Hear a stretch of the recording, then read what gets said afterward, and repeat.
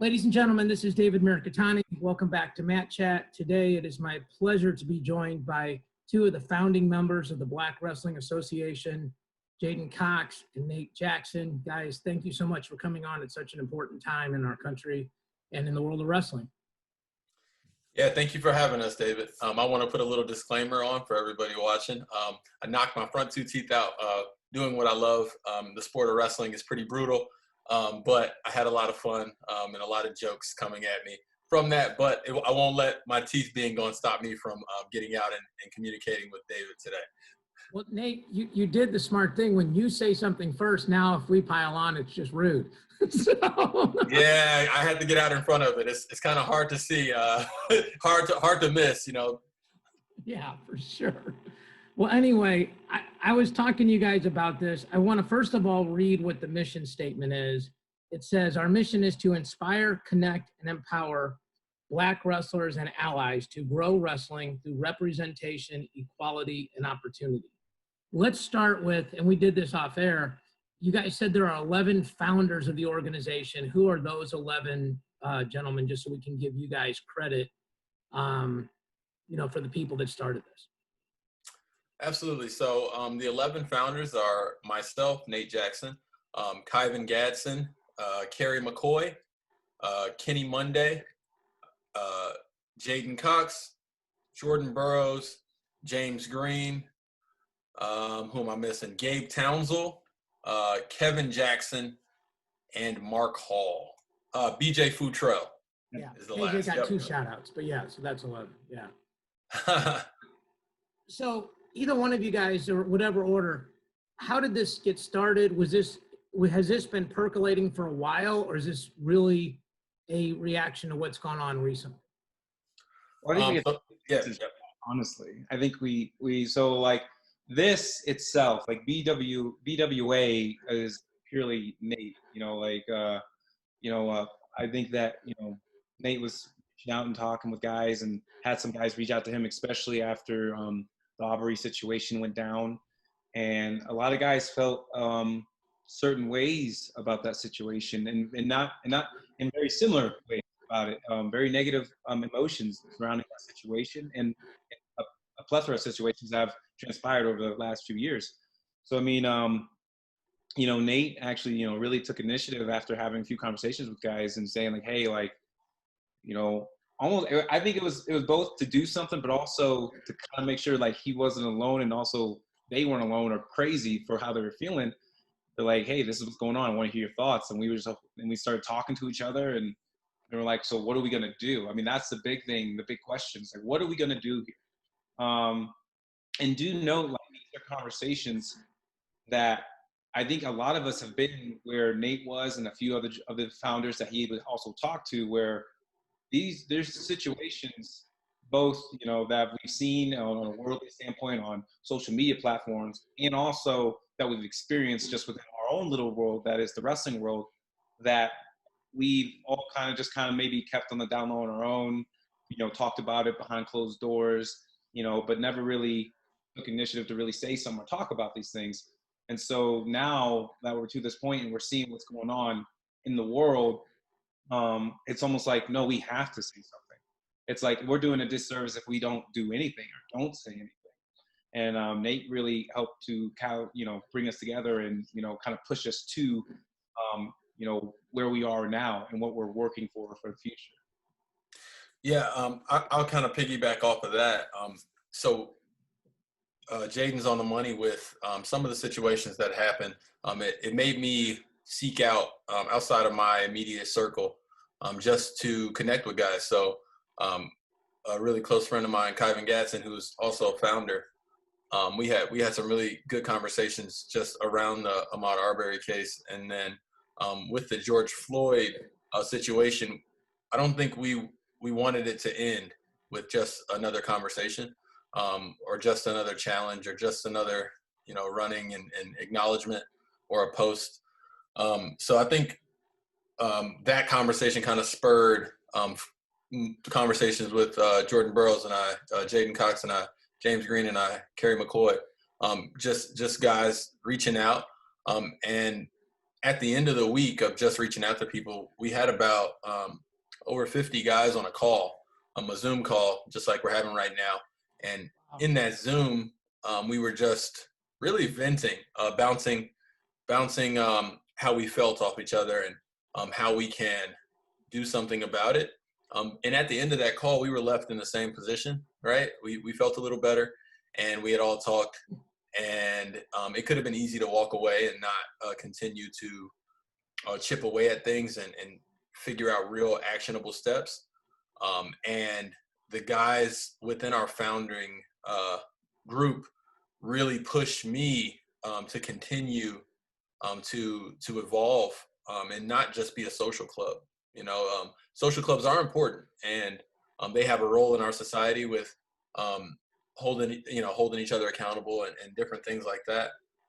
Because united, like, yeah, you're going to be more powerful. But to go the extra step and create something for everyone, really, where everybody has a place, not just us empowered individuals, but people who may not have a voice otherwise can be empowered as well to push our agenda forward. And I think our agenda is really, it comes from a good place. We're all people of honor and respect, and a lot of our reputation kind of speaks for itself. So it might be a little bit more palatable from us. But because of that, and because we built that rapport with the public, we have even a greater responsibility to follow through. And that's kind of where we're at now. Yeah, it's all of it's really well said. There's two things that really stuck out to me. One was you said, you felt like we have to do something. Clearly, like I did a podcast a few weeks ago talking about the racial problems in the country and with wrestling. I just did one last week with women on women's equality in wrestling. And, clearly I'm not a person that is suffering from gender bias or African-American bias, because neither one of those affect me. But, you feel like, well, I have to do something. I have a platform, no matter how big or small it is, whether 10 people watch us or 100,000 people watch us, if we can influence one person, if you don't do something, I feel like for me with this platform, if I don't do something, I'm part of the problem, not part of the solution. The second thing you said, the social club part, it reminded me of something somebody said earlier that were really wise words, and I'm sure you guys already realize this, but the point of what you guys are doing is not just to educate people, but it's to agitate people to the point that they're agitated and want to make a change. That people say, you're right, enough is enough. How do I get involved? What can I do to make a difference? So when my head hits the pillow at night, I'm not the president of the United States. I'm not the leader of the United Nations. I'm not a senator. I'm not a governor, but I have a voice. No matter who you are, you have a voice. So in that vein, are you guys looking for things like the Rooney Rule to help, promote minority hiring? Are you guys looking to do sort of beat the street movements where you're trying to get more inner city, which are obviously predominantly African-American boys and girls, involved in wrestling? What are some of the specifics that you guys are aiming for? Let me ask that first, and the next question would be how can we help? I would like to say, like, and Nate, correct me if I'm wrong on this, but like we are looking into all of those things. I think that one, the wrestling experience in the wrestling world side of things and whatnot, is definitely one that is, it fulfills a lot of things in life in general. So I think we're looking into all of those and more things in the future. We're trying to, like I said, I think for me, and I'm going to say this for me personally, like, I really would like to give Black culture, Black society, that pride in something, and be proud of something, and look for something to aim for and strive for. And I think that's something we all do. So I definitely think that's something we will be looking to, we are looking to in the future. Yeah, I think that you said something really important there, David. You talk kind of about when you lay your head down at night. I think that resonates with me in a really meaningful way, because I have children, and I have a lot of excuses on why I can just, continue to live my life and try to block a lot of things out. So I thought that I had a greater role in trying to um, be visible, because a lot of people within my community do know me. I think that what we're trying to do as a group, one second. Gotta be a dad first. So, I mean, I guess while we're waiting for Nate to run back, Sure. like I know you've been involved with Beat the Street Chicago. You're obviously your wrestling career, 3-time national champion, world medalist, the Olympic medalist, world champion. That gives you a platform where I think your voice is heard. You said when your head hit the pillow at night, I think was when you jumped off. So go ahead. Yeah. So when your head hits the pillow at night, you want to be able to sleep at ease and know that you're doing something for not just your family, but doing some good in the world. And I think those two things met really hard for me because I really care about my family and I care about my kids. I have 4 kids. My oldest is 7 years old. He'll be 8 August 11th. And I think about him, especially just how just how Black men are portrayed, and some of the threats that I may not be able to protect them from in our current state. I know if we can bring some awareness to this situation, we can encourage people in other groups, which has already happened. People in other groups to group together and have solidarity. And we can start with the Black Wrestling Association, and then you can look around and you see Black Fencing Alliance and Black Lacrosse, and then it can turn into Black business and then Black lawyers, and moreover, it'll change it can change the world. And it's not, there are issues directly related to wrestling that we want to attack, and as time goes on, those things will become more and more clear for the public. But I think that it's pretty wise to kind of keep some of that stuff, because you want to be able to be as efficient as possible. And if people, people, like you said earlier, like it's going to be uncomfortable, and people are not used to a lot of change when things are well within their circles. So I think that we're going to do a lot of good, and the good that we do will ultimately grow the sport as well. When it comes to our structure and how we're going to do that, I think we're going to be a lot different than anything you've seen before. I know you talked about Beat the Streets and different outreach things. There's things that you can compare it to, but we're going to be coming from a different place, and I'm really excited to share that. And we're really close to starting to do some really good work. So I know you guys are sort of in the embryonic stages of this. You've just formed the association. So I know you guys will roll things out at a pace and at a clip that you guys think is appropriate. What are some things either that you guys are doing initially, or what can people do that are on the outside that want to either, can they become a member of the association? If so, how does that work? I don't want to ask a stupid question. Do you have to be Black to be a member of the association? I'm just going to ask questions that the public would want to know. Absolutely. So that's a really good question. And these are the questions that we had to determine, we had to determine these answers within our building our infrastructure with our organization. So the next thing that we're going to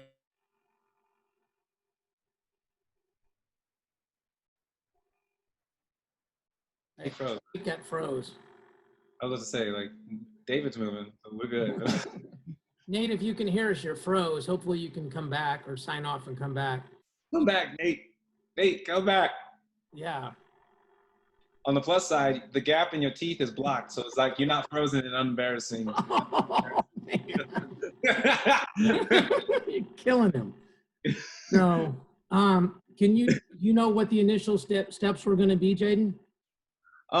So I'm going to try and remember as best as I can. So, from what I understood and from what I understand, we had to answer these questions as far as how does this work? Do you have to be black to be in with the the Black Wrestling Association? I'm going to kind of speak more broadly. So from what I understand, that there are certain aspects of which within the BWA, like, yes, you will have to be black, but there are other aspects within that still being part of the BWA is like you don't have to be. So hopefully he hops back on so he can better clarify, because that's literally how I took it. But that's what I've understood it as. And there are ways, obviously, to get involved. Like we have a questionnaire, and it's pinned on my Twitter. So if you go to my pinned tweet and you click on it, it's right there, tagged with a whole big tweet. It's at the bottom. Go out there, fill it out. You know, we're working on plenty of ways for people to be able to donate to the BWA, and trying to solidify that as well. So I mean, we're trying to make it as easy as possible for anyone to join and be supportive. But I think for me personally, and I'm going to say me personally, I think the first step to being a part of this is listening and learning, gaining, you know, more information, and also on top of that, and really, you know, I'm going to say this, like, not trying to understand it, you know, because you can't. There's no way you can understand it, especially if you haven't been in this situation.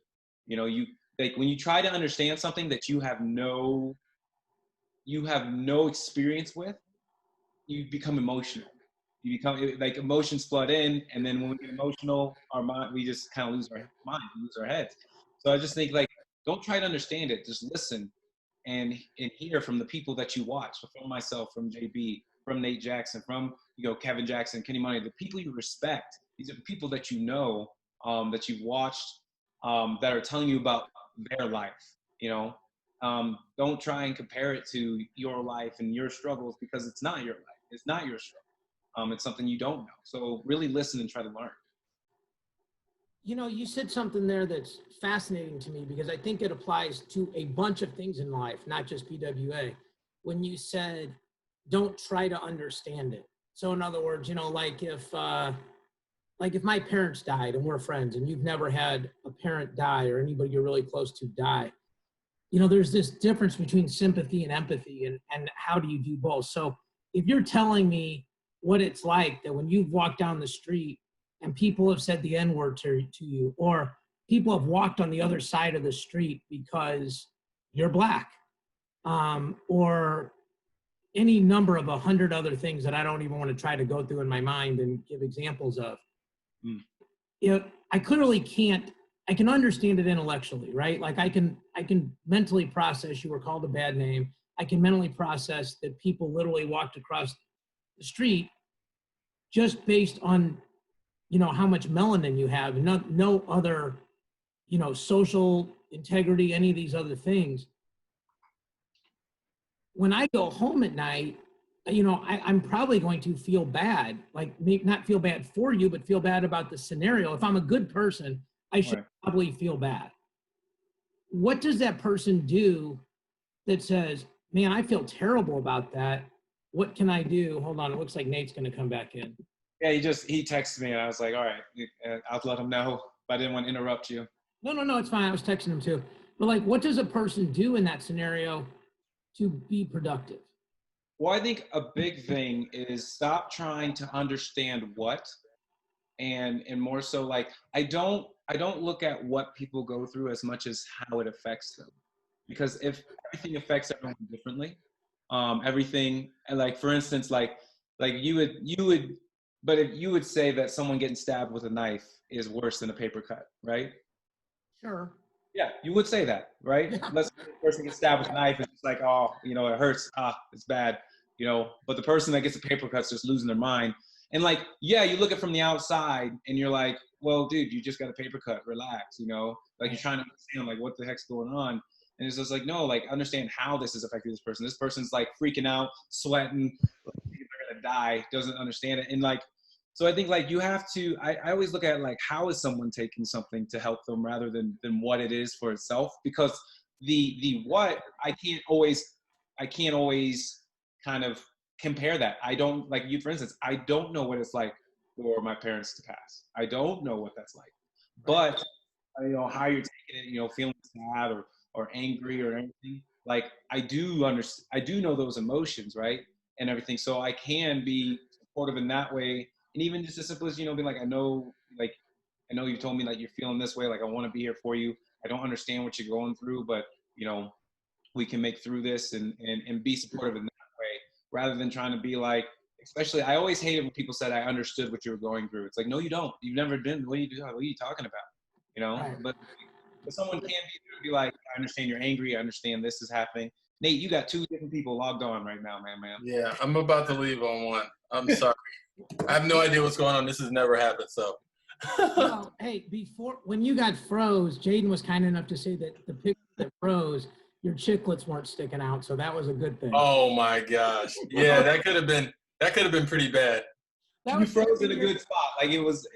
Yeah, you were like that. Like you were good. We were gonna go new profile picture. Oh my gosh. We're gonna run this back, but Nate, he was talking about the BWA, right, and asking about can you not be black and be part of the BWA? And I've said in broad terms, like there are in certain aspects of the BWA you have to be black. We've talked about that. In other aspects, like you can be whatever race, and as long as you're for the cause and willing to go for the fight, and then go up for the fight, then you can be a part of it. Yeah, so we're rolling out membership opportunities pretty soon here, and it's just going to have a structure with different levels of membership, different levels of involvement, different incentives at each level. But I don't think that there is anything set where you can't. You can pretty much do whatever you need to do within the BWA, wherever you are. You don't have to be a black person to do that. You don't have to be a man to do that. There's going to be a board member selection.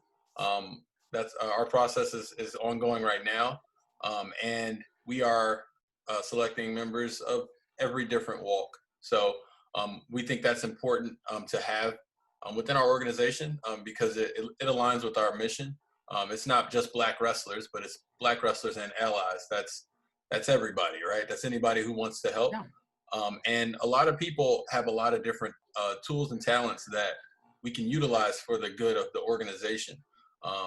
I think it was really important to have a foundation of wrestlers who are inspired and empower them to want to lead the charge.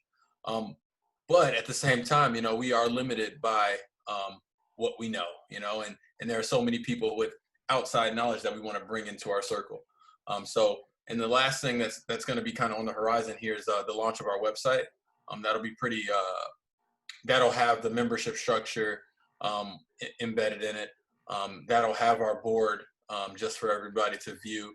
And I think that even right now, if you follow us at BW Association on Twitter and Instagram, we're rolling out things. If you just stay with that, and then on those websites or on those social media sites, the link in the bio will take you to ways that you can connect with us, and then your voice can be heard in a meaningful way. I think allowing people to pick where they want to be and help where they want to help. We're going to have some really specific initiatives that we want to start, but there are a lot of people with great ideas, and we are 100% in on partnering with them with their own initiative and helping in our way and bringing acknowledgement to that. So there's no shortage of ways to help because there's no shortage of things that need to be done within this community and within the country, really. Yeah, it's well said. So I would like to offer 2 things. Looks like we got about 10 minutes left, which is fine. I'd like to offer 2 things. First of all, I run an event called the Missouri Border Brawl, and we've typically donated all those funds to veterans with amputations and PTSD. We formed our own 501c3 this year where we're also able to donate to wrestling clubs. Chris Ayer's daughter is actually going to wrestle in the event. Awesome. So she's going to wrestle Faith Cole from St. Louis. So I know Chris, and I know you don't know it yet, Nate, but you're going to be there. Jaden always sticks his head in on the event. I would like to offer you guys $500 from the money we raised to Black Wrestling Association in March. And, I hope that I don't know how much good that will do, but I hope that will be of help. And if you guys are considering board members or honorary board members of other races, I've owned my own business for over 20 years. And I would love to help in that way, in any way that I can. Awesome. First of all, David, I want to say thank you so much. We appreciate every dollar, and $500 is nothing to scoff at. We really appreciate that, and it'll be put to really good use. And you know, we are, like I said, we are selecting our board members. We also are having an advisory board structure, and I think that would fit really nicely. And you'd probably have a partner with BWA for sure, just from just communicating with you right now. But yeah, that sounds like a great idea. And I'll definitely be there. Yeah, for sure. Well, you know, Jaden's always been kind enough to stick his head in. The one we did last year in Kansas City, he actually did a clinic and sang the national anthem. We normally do it tied to nationals, which is really the cool one for all the kids that come, because it's a people watching thing. I've seen that. I've been there for one. Yep. Yeah. So, but we were happy to sort of change our mission statement to be able to benefit associations like yours, exactly like that. A lot of it's going to go to local clubs here in Missouri, but we're actually working with clubs around the country. We want, we just want our reach to be able to help. We work as a pass-through to just help other organizations. You know what you would do with that money, whether it's $5 or 500 or 5,000, better than I would. And so really what it comes down to is, giving it to folks that you trust to do the right thing with it. So, so I wrote down here that it's Black Wrestling Association, or is it BW Association? It's BW Association. Yeah. BW Association on Twitter and Instagram and all those things. For us old guys that still use Facebook, is it on Facebook or no?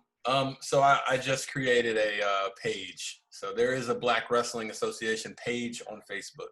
I have to get it going and put some fire underneath it. But yeah. Well, pro tip: a lot of the old folks are the ones with the most money to donate. So Facebook page up and running. Absolutely. They also have the most time to make their money, so it makes sense. Yeah. They got that passive income move going, so they get more free time. Oh yeah. Yeah. So, well, listen, I would love to have you guys back on, maybe in 1, 2, 3, 4 months, whenever you've got some tangible things rolling, and it's gone past the introductory or conceptual stages, and it'd be something where you guys can say, hey, these are the membership levels. This is how people support us. These are some of the specific things we're going to use the money for. As somebody that's ran charity events, it's really important that people know where the money's going.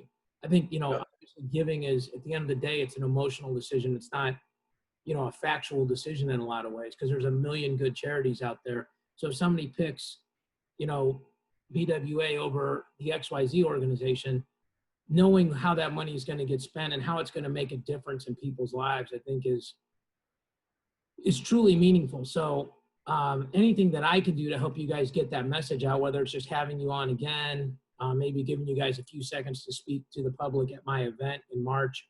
I think actually I would love it if as many of the 11 board members could be there. I think that would be an amazing photo op to have you guys on our mat. Absolutely. I think that'd be really powerful. So that's a standing invite. And I'm sure if that's the case, I might be able to twist Jaden's arm into singing the national anthem for me again. Well, it's in March, it's good. We've had a couple of talks, Yeah. Nate. Well, and Nate, if not, Kathy actually sings better than That's true. Oh my gosh. Mom kills it. His mom is the queen. Oh man. Love the Kathy. That's awesome. But I did want to say, I'm sorry, Dave, I don't mean to cut you off. I did want to say, and this is pretty much my last thing, because there was a couple, I've kind of seen some stuff going on about the BWA, mostly positive, but there have been not necessarily negative, but questions, right, on things. And I remember on one of my posts when we did the founders things, when someone said, imagine if someone had put white excellence, because we put a hashtag Black excellence. And I think that here's the difference, for us, is that we don't have to imagine it, okay? There's nothing to imagine. It's already been there. It's already here. There's still KKK groups. There's still white supremacy groups. white excellence is been a thing for years. And also another thing is that this, just because it's called the Black Wrestling Association, doesn't mean that we're trying to break down people who aren't Black. Our goal is not to break people down. It is to break down the things that hold people down, that keep people from being held back. And I think that's something that people don't understand, that it's not, we don't see a face when we think about what we're fighting. We don't see a race when we think about what we're fighting against. We see situations, things that are happening to individuals that we're looking to combat and make changes to. That doesn't have a race. For us, that doesn't have a race. It doesn't have a face. For us, it's simply, this is wrong. This is what's happening, right? And this is what needs to change. And we want people to understand and be willing to talk about it and open up and see, hey, this is wrong. Really well said. Absolutely. Absolutely. Well, and Jaden, I've known you a long time. I actually was at your house probably when you were 10 years old, recruiting your older brother. Nate, you know, the guys that I'm friends with on your coaching staff think the world of you. So it's a pleasure to finally get to talk to you in person. You guys should both be very proud of what you're doing as the guy that's combined, almost probably as old as you guys combined. You're going to leave the world a better place than you found it. And I think it's very, very cool that you figured that out at your age. I'm starting to figure that out at my age, to try to leave the world a better place than I found it. And not just, like, I think if you don't stand for something, you stand for nothing. And, you know, that's something that's really hit me with all the things that have gone on in 2020 alone. You know, obviously this isn't just started, clearly, but, you know, a lot of things have come to a head. So I don't mean this in any way as an old condescending guy. I'm very proud of what you guys are doing. I think it's awesome. It's truly awesome. You guys have put together an amazing board. And Nate, you seem like you're the catalyst of it. So I think you should really, really feel good about what you've done. And I love what you guys are doing. We'll have you back on in a couple months when we can, you know, help you guys more and have some tangible things we can speak to. In the meantime, I think if you guys have a minute, when we go off the air here in about a minute, I'm just going to zoom you right back and talk to you about what we can do on a personal basis with Border Brawl to help you guys out. Absolutely. Absolutely. And thank you so much, Dave. One thing I want to say before we get off here, BWA is a 501c3 designated organization. So all of the money is tax deductible if that's donated. And we do have links within our bio to donate now. But we do want you to wait for those initiatives. No, the 501c3 part is crucial because people that do donate want to obviously be able to take the tax break on that, and they deserve to do that. So well done on your guys' part to get that set up proactively. This was a podcast I was nervous about, but once I saw Nate's teeth, I was good. Oh my gosh! He said I saw the gap and I felt relieved. It was good. I was like, I was cool now. I'm still the ugliest guy on the podcast, but temporarily I'm not. I'm gonna sign off so that we can get this. I'm gonna zoom you guys back. You guys, thank you so much for being a part of this. Thank you so much for watching and listening. We'll speak to y'all next week. Thank you.